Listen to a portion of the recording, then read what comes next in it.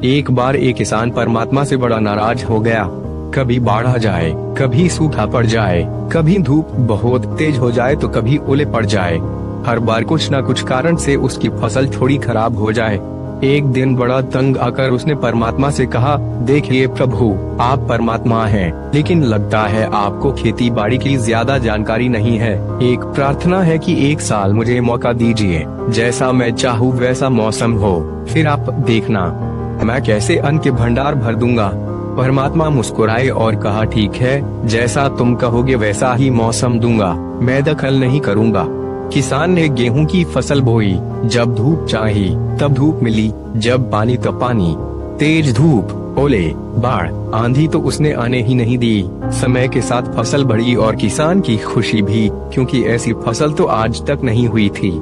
किसान ने मन ही मन सोचा, अब पता चलेगा परमात्मा को कि फसल कैसे करते हैं। बेकार कि इतने बरस हम किसानों को परेशान करते रहे। फसल काटने का समय भी आया। किसान बड़े गर्व से फसल काटने गया, लेकिन जैसे ही फसल काटने लगा, एकदम से छाती पर हाथ रखकर बैठ गया।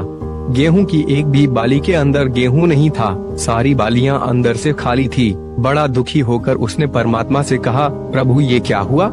तब परमात्मा बोले, ये तो होना ही था, तुमने पौधों को संघर्ष का जरा सा भी मौका नहीं दिया।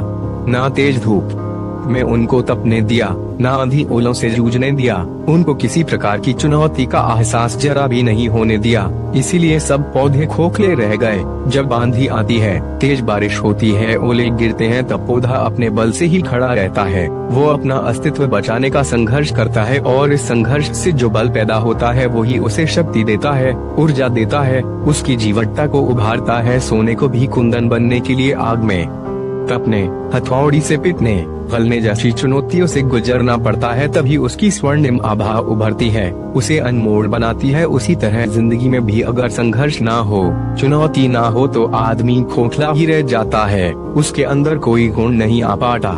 ये चुनौतियाँ ही हैं जो आदमी रूपी तलवार को धार देती हैं, उसे सशक्त और प्रखर बनाती हैं। अगर प्रतिभाशाली बनना है तो चुनौतियाँ तो स्वीकार करनी ही पड़ेंगी, अन्यथा हम खोखले ही रह जाएंगे। अगर जिंदगी में प्रखर बनना है, प्रतिभाशाली बनना है, तो संघर्ष और चुनौतियों का सामना तो करना ही पड़ेगा।